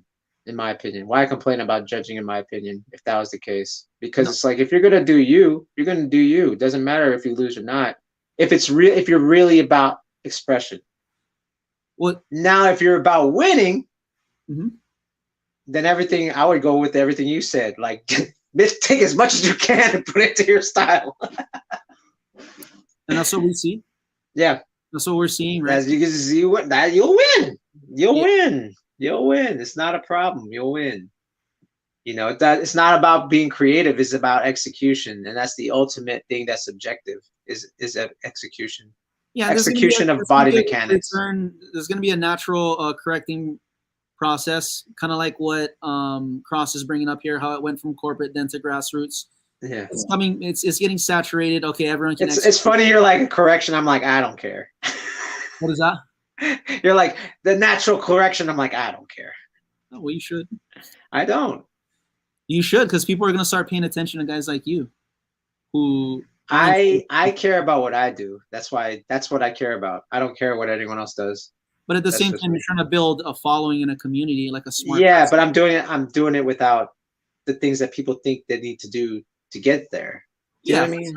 Yeah. And so that's why I don't care, because ultimately it's the work that I put into what I have to do in my media is what I have to pay attention more than anything else. Now I can pay attention to trends, but it doesn't really affect me because I still have to create versus like rely on 3 people out there pointing a direction. For sure. You know what I mean? My only point was, back to my point was there's gonna be a natural correction process. I was gonna point back to. Why is it so important to you, Jay? Let's go there. I never asked you this. I'm asking you online. Why is it so important to you? Because now we're talking about popular or not popular, which is the same thing, right? We're talking about why is that so important to you? I never asked you this. This is the first time, folks. I have a lot of behind the scenes conversation with Jay. Why is it so important to you? Why is what important? Tradition? Just that concept of popular, not popular, biting, not biting. I think you're superimposing that on my point is tradition. Okay. Why is it so important? I just want to know why it's so important to you. That's what I want to say. Because I'm a culturalist, and that's how we identify to our cultural identity. Meaning what? So Cross says he's just saying things will go where it needs to go. So in actuality, what Cross just pointed out is we're talking about the same thing, but we're imposing different. What if it goes to like mishmash, pidge podge styles? It could if people like Cross aren't involved, who's been around long enough to see the different trends, the patterns. See, that's what I'm saying. I'm not. I don't know. I mean, if it goes where it goes. Let's say it goes to the worst of the worst, right? Which is what? I don't know. What is the worst of the worst for you? Chaos is self-organizing, and things like that will correct itself eventually. That's what Cross is saying, and that was kind of my point with that. What? Yeah, but I don't know what's the worst for you. Like you didn't say what's the worst. What's the worst case scenario? What's the worst case scenario for? Yeah. Is we don't get excited. We don't get excited watching Breaking. That's subjective, man. And people like, for sure. But let me build. Okay. And people like us stop being involved in the culture. That's the worst.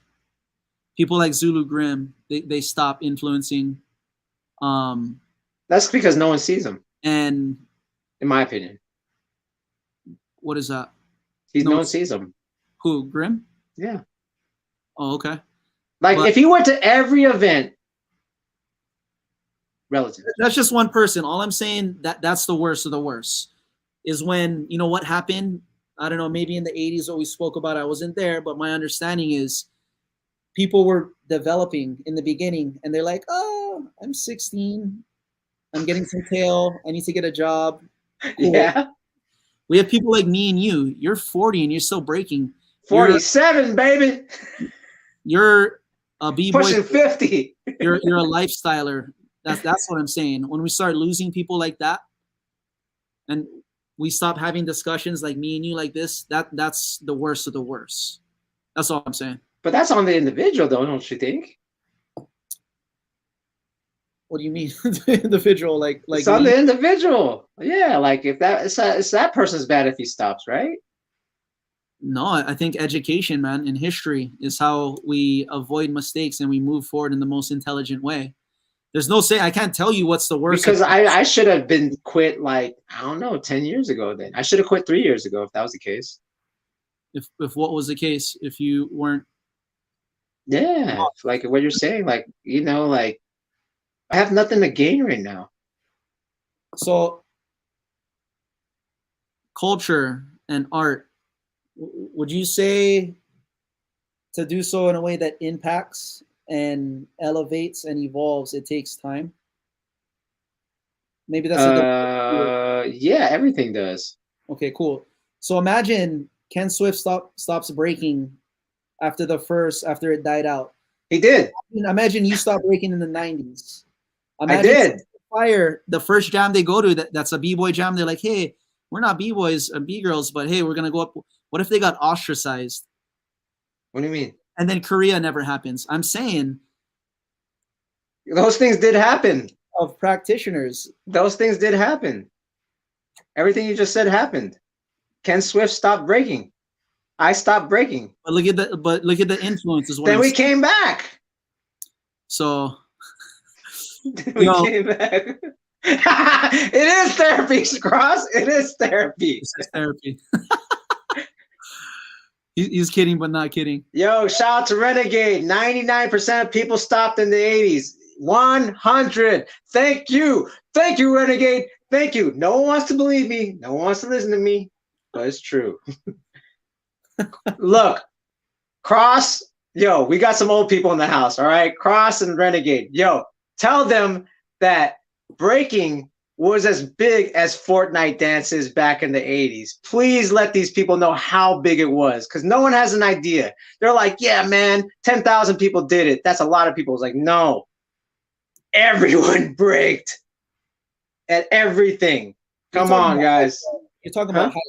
No, we're talking about, ooh, right there. Boom. Bigger. Height. There's more people. There's more people. Yes, it was. You're telling me. Thank you. I'm open to hearing it, but the 80s was a small compared to where it is now. 4 generations later, they're just better skilled.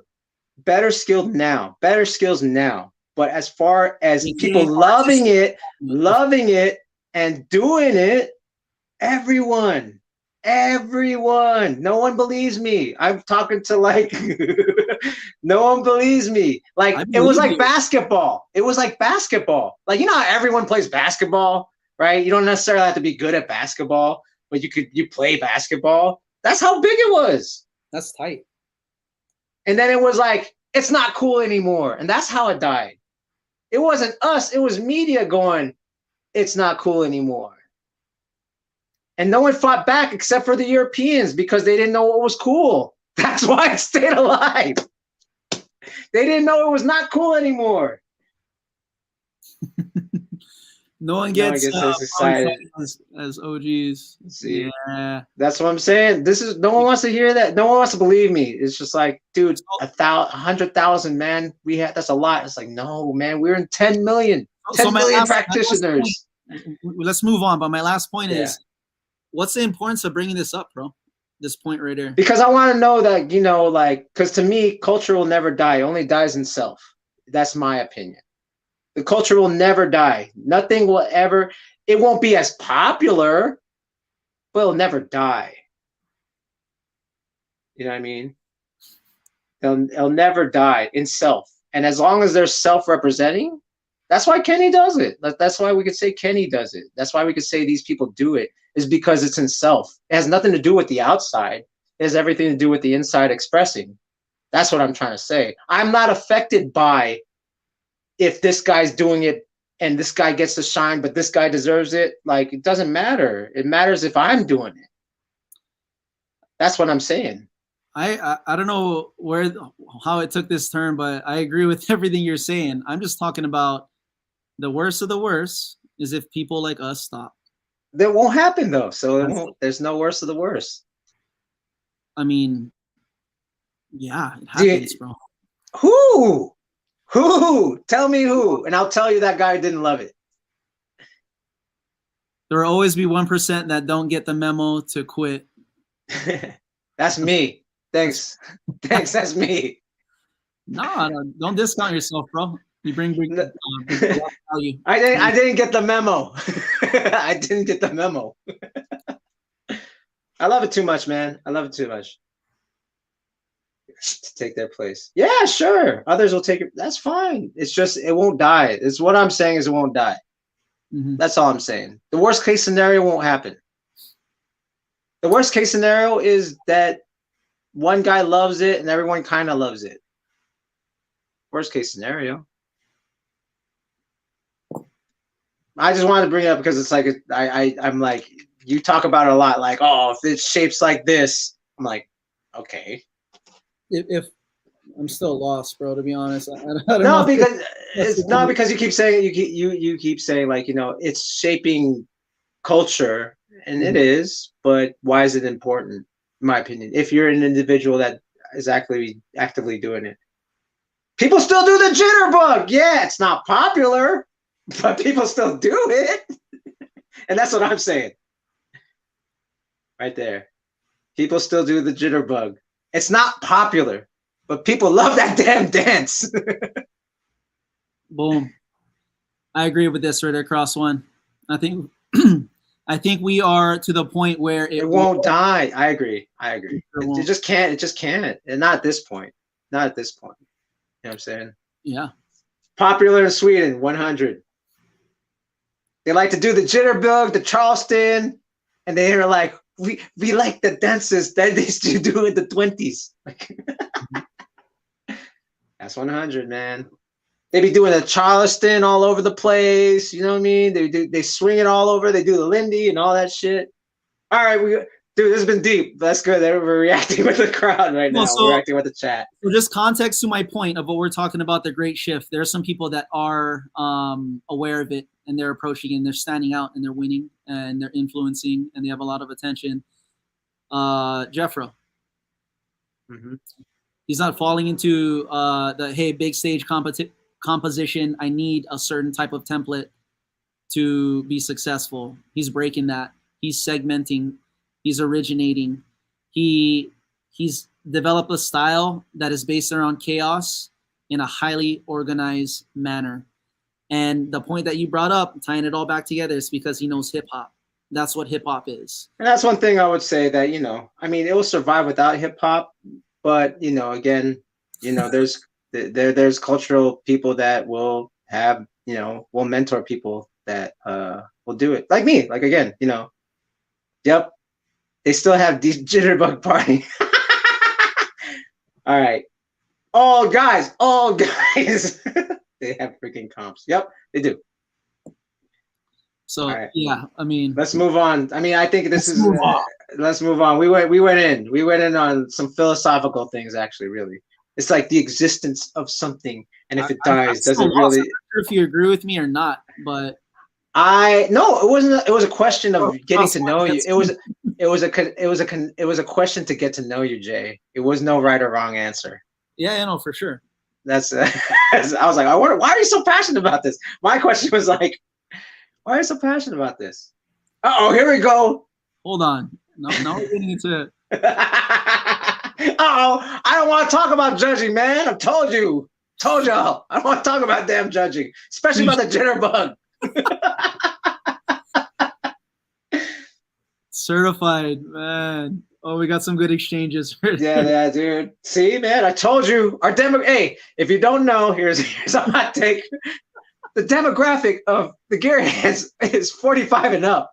Thanks, guys, for confirming that. Nice. That's where Trivium came from. All right. So okay, we went to some deep philosophical stuff, and we got to know Jay really well. So that's good. We put Jay in the spotlight. We got to know him real well. So now we went from the YouTube era, and then the next episode, maybe in the few, we'll see if Renegade will come on next week. Hint, hint, wink, wink. Go on next week so you can talk about Trivium. Okay. Hey, he's 23. All right, we got someone under the demographic. Yeah. We did it. Shout out to Dagger Wrist. Yo, we did it. 23. We did it. We're beyond our demographic, Jay. We did it. We made it. It's expanding, man. It's expanding for sure. Yeah, big shout outs to Renegade and Cross One for sure for being on here, man. They definitely have a strong influence on the scene and have done their work to get it to where it is today. To where just like he said, it's not dying, it's not going anywhere. It's because of people like them. So big shout outs to them. Yeah. So that's the thing. And Renegade next week, maybe you'll be on.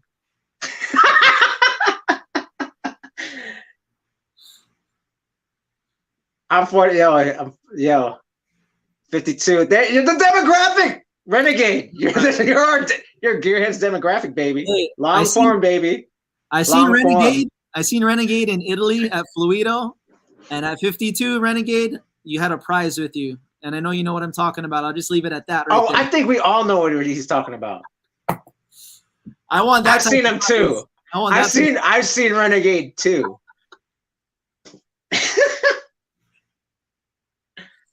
Oh, damn.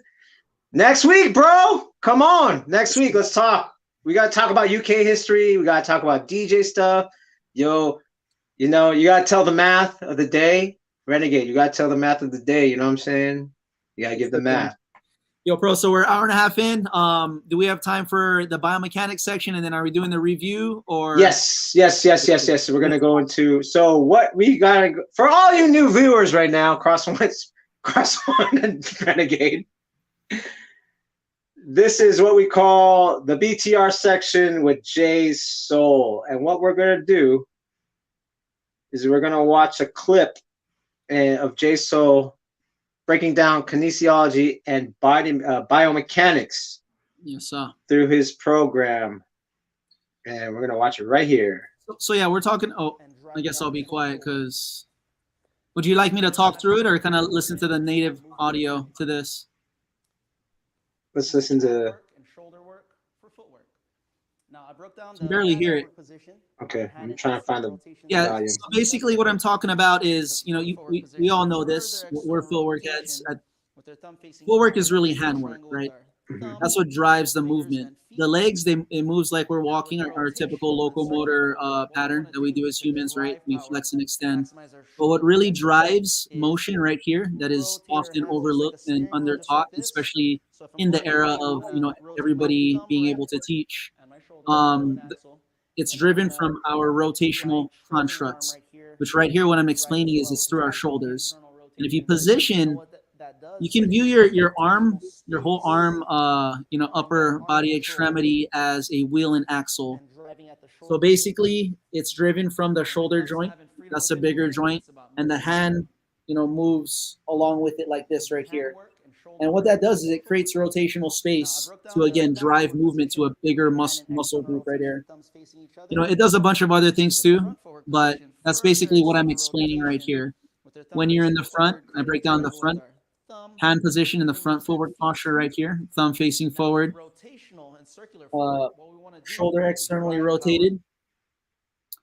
And when you're using two hands, you do it kind of like a steering wheel right there. That drives movement. And if you watch anybody who moves very, very, you know, that moves good within footwork, they're doing this. But it's such a nuanced thing to pay attention to that gets often overlooked right there. And yeah, this is just the biomechanics of arm work right here. And the reason, you know, I chose to go along or down this path right here of biomechanics is because, my brother is a sports performance doctor and physical therapist, and he's been working with me and educating me for the past over a decade now. So this is just things that we're kind of putting out and offering to the community. But you know, what I realized with a lot of tutorials and information out there, people are teaching from their bias, from their body type, from their reality and how they learned. I take all that out and I keep it strictly objective with using the common human anatomical structure as it relates to physics and laws of motion. And yeah, you know, what you get from that is movement economy and, you know, ultimately ease of movement. That's one of the ways that we access style. When things are hard, we tend to, you know, take the path of least resistance, and we stay away from it. But with biomechanics and understanding all the foundations, it's a lot easier to, you know, ultimately innovate within the different foundations. And that's footwork right there. There you go. What's that? What do you think of that? It was hard to hear, so I just kind of spoke over it right there. Yeah. No, I turned off the volume, and that made it easier for you to explain everything. I think that was the video, and we'll link it within this as well. It's arm work for footwork. It is on my BTR Breakin YouTube. A lot of that's on my Instagram as well. All this free information, but yeah, basically what I said is we have a solid arm structure when we externally rotate. This action right here seats our arm bone into our shoulder socket in a nice, safe place, and it also recruits the surrounding muscles to, you know, the centralized shoulder right here, creating a big muscle structure. So we have more force, you know, more freedom within that. And again, we have rotational space once we preset it like that. Right. What were you saying? I think you're right. I think that's one thing. You're right. I mean, yeah. Well, I'm not gonna push back on it. The thing is because here's the thing that I keep telling my students. Good night, man. Renegade's tired. He's like, oh, okay, we're getting into Yo, Juice Fox, what up? One of the young hitters. He was picked for the Sacramento Red Bull BC1. This guy, Elephant Graveyard, Mom's Recipe. Yo, Josh, thanks for tuning in. That's the homie right there. Young man. You got to watch this guy, this kid, Jay. He's talented. Okay, word. So, yeah, that's another guy that's 22. We're beyond the demographic. Yeah, but man. What I was saying was that I don't disagree because the thing is, here's the thing about what's crazy about guys from my generation. We kind of understood this, maybe because there was only 2 or 3 videos where we pattern recognized right away and had proprioception to figure this out. Yeah. That was one thing. I don't know how we did it, maybe because there was only 2 videos and we had to watch it over and over and over again. We figured this out eventually. Right. We need to move at a certain speed. We're like, okay, this is hard. I can't move at this speed. Why can't I move at this speed? And we figure it out. Because again, we got into this because we love hip hop music. We love funk music. We love the dance. Right. Naturally, we're like, oh, okay, context is inherent, with their movement and the music that we're moving to. So we figured this out. Speed will help us. The need for speed will help us figure this out. How to move faster, how to move better. Right. Crazy. Okay. So that was the BTR. Again, we're gonna have on the link on the description. We'll have all his equipment and his lessons. JASOUL, of course, here in Gearheads, a gearhead himself, one of the co-founders of Gearheads. Yes, sir. So before we wrap it up, of course, we're gonna do commentary, color commentary, and reaction to a battle we both haven't seen. And I know that the World B-Boy Classic happened in Rotterdam, in Europe, in the Netherlands this past weekend. But what we're gonna do is we're gonna react to B-Boy Summit. Yo, I just would like to react before we go on to that. To this new. Wait, no, I tried this flavor already. Here it is. They got a new flavor, peach mango. I mean, I don't know what your flavor is. Mine's is citrus. So let's take one, CBD, from our sponsor, ZenWorld CBD. 15% off with promo code Gearheads. CBD, non-psychoactive, good for inflammation, good for anxiety. Had a long day, want to get some sleep, add a drop with your drink, with your hot tea, or your not coffee in the morning. I mean coffee at night because you'll stay up. But put it in there. Whatever your nightcap is. Yep, put it in there, and it's good for rest and recovery. And you get 15% off with the promo code Gearheads at zenworld.com. So that's one of the ways to support us. Before we get into it, before we get to the juice right here. Okay. I like this new banner, Pro. Yep. 65% of you are not subscribed. So subscribe, and click the bell. Get notifications. All right. So let's go ahead and watch the finals of B-Boy Summit, one of the premier events that happened in the 90s that went to the 2000s. And it's the finals with Concrete All-Stars and Cypher State. Ooh, I love these crews.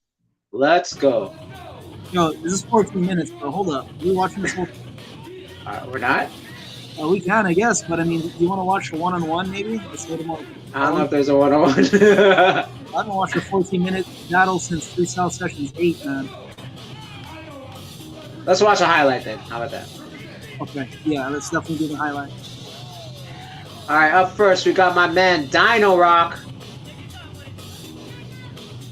This guy has beaten me in footwork battles. Talking about footwork, student, lived out in Finland for a little bit. Student of Focus and Hat Solo. Oh, I didn't know that, really. Yeah, he lived out there for a year. Yeah. Nice, sharp. Hat Solo and Focus, they were doing it right, though. And they did have a mentor, right? Speaking of what we're talking about. Yeah. Students of styles, right? Concrete. Talking about students, these are a lot of the new Concrete All-Stars come from K-Town. Koreatown.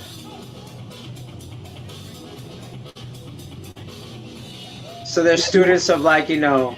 We did one of Casper's little like intro moves and it seemed like the Concrete influence, I guess.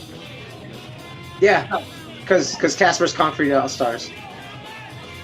Would you see that in the day though? Would you see people breaking like their own crew members, or would you see them being like? Oh yeah, for sure. You could see the influence. Mentality too that we didn't speak about. Like, yeah, you know, for me, yeah, we got influenced by each other, but it was more about when we battle. I'm not gonna get like out spotlighted by my own crew. I'm almost battling my own crew when I battle. Right. And a part of that is definitely looking different. Is this the highlights or we'll do one round of everybody? Yeah, we'll just do one round, everyone. Nice. Nice, yeah. Nice 3-rounder. It's respectable in a battle. Puts him in a higher percentile of like spin duration. Oh shit, it's my man Miggs! Ooh. Miggs, Concrete All-Stars, the man! That's your man? Yeah. That's your boy? This boy could pound beers. Oh shit, we got my man Doom. Doom? Yeah. Dominic Doom. Hey, last time I seen Miggs, he was street hitting in LA. Now that yeah. And he was like, yo, I'm not gonna mention names, you know, I don't want to start no drama. He's like, yo, this guy socked your boy in the face, but you gonna mob him? I was like, no. No, you're like, no. I'm a grown man. Yeah. Yeah, you can tell it's a lot of the young Concrete guys. That's dope. I think that's dope, though. I think it's dope because Cypher State's a lot of young guys. Oh, who's this guy? He has my attention. Yeah, he's definitely from K-Town. Not sure who it is. I can't tell right now. Yeah, did the Webster on beat? Yeah. Hey, moves pretty decent for a tall guy. He has a lanky body. Yeah. Not bad. We got Pebbles. It's like, yo, don't holler at my daughter. Yo, is that homie's daughter? He's stepfather. Oh, dope. Yeah.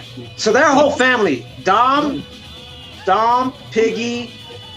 So Dino's with Piggy, and Piggy's the mother of Pebbles and Dom. Word. Yes, they're a breaking family. They're a breaking family. Yo, that's why I wanted to watch this battle. Cypher State. Pebbles killing it right now. Yeah, no, yeah. I don't know if I've seen this girl. Never seen Pebbles? No, damn. Yo. Huh? Yeah. Yo, yeah, that girl got something about her.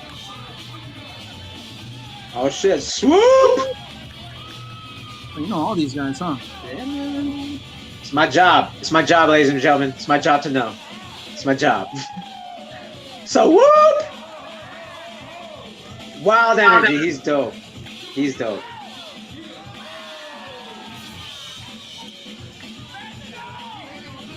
I immediately like that direction change he did. Yeah. All right, we got my killer, Jihad. I was guys saying, hey, you guys break French. Slow down. Yeah. Okay, let's see what you got.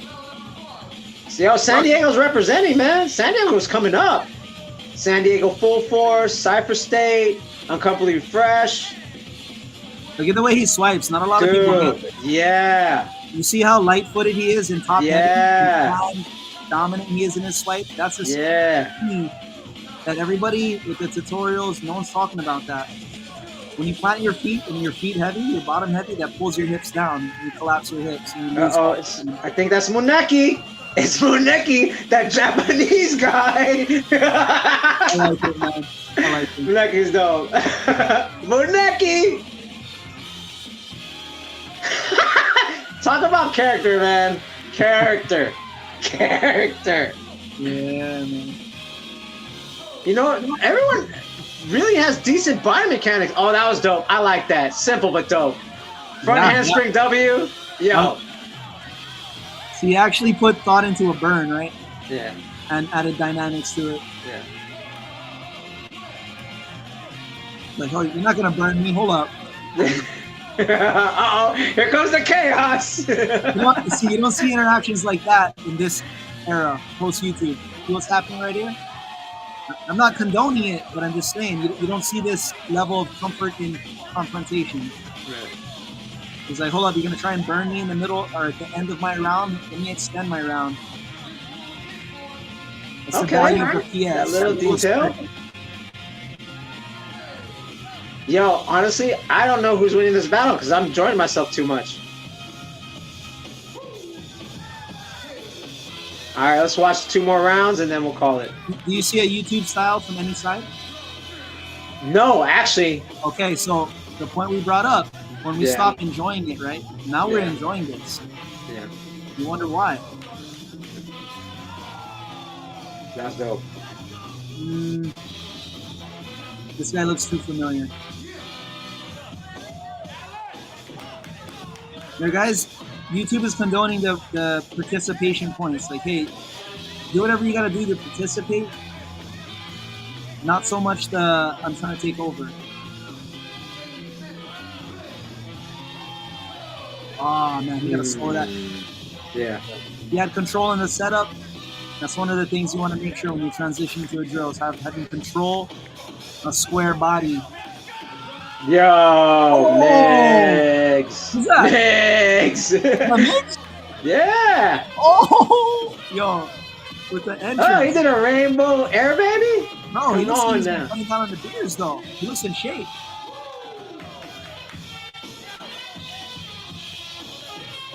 Oh, yo, Harry Houdini, he did a Harry Houdini. Float out and he escaped the crash, you know what I'm saying? Oh. Yeah, there's intelligence in that right there, and experience. All right, let's watch one for each side, and I think I'm pretty sure that you know who won it? Let's fast forward to the judgment so we can. Okay.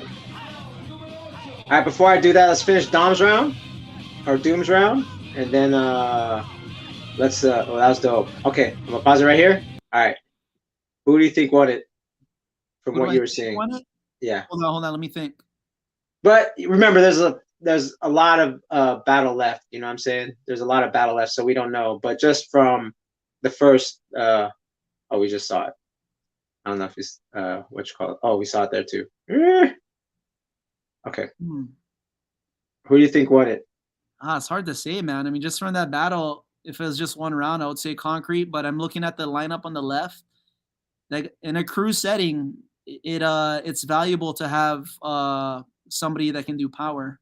I don't see anyone on the right side that could do power, and they have Jihad on that side. So the way they're battling, and even stylistically, I think the right might be a little more developed. That's all I can judge on his development and what I've seen from the first round. I can't. I mean, for me, it's hard to say. I mean, let's just put it this way, because again, we're not watching the whole battle because obviously we want to wrap up the show. But who's cleaner? Predominantly cleaner, the left, Cypher State so far. There's one guy, the other, I think his name's AJ. I forget his name. Sorry, I apologize. I forgot your name, bro. But you're the homie. But on a battle aggressive tip, I would say the right side, right? They're a little more chaotic, like you said. But I think they're telling stories, right? You're interested, right? You're entertained, huh? Yeah. Well, actually, both sides, because I like Dino Rock's burns too. His setup to burns are dope. They're little, they're not as big, but they're still dope. He's answering back. I couldn't even see it. It didn't capture, with everything that was going on, and not to say that, not to discount what you're saying and devalue his burns by any means. It's just an observation. In that exchange where they were burning each other. There was a little better use of the floor on the right side as well. That stood out to me, which tells me that they're moving with more power and more force. And again, not to give that a higher value than finesse and control, but I'm a big finesse guy. You know what I mean? I'm big into finesse and control. You know what I mean? So that's just me. Not at the expense of speed though. And Right. for me, that's one of the functions of control is to be able to speed up and slow down as well. I didn't see any speeding up on the right. So to me, that's telling me they're playing it safe. And yeah, it's kind of really hard to give a fair judgment. Yeah, honestly, we only watched the first third of the battle. Let's see. Yeah. Unless you have anything else to say, let's see what's going on. I don't know if they're ready. And the winners of the 2022 B-Boy Summit Color War battle is on 3, 2, 1.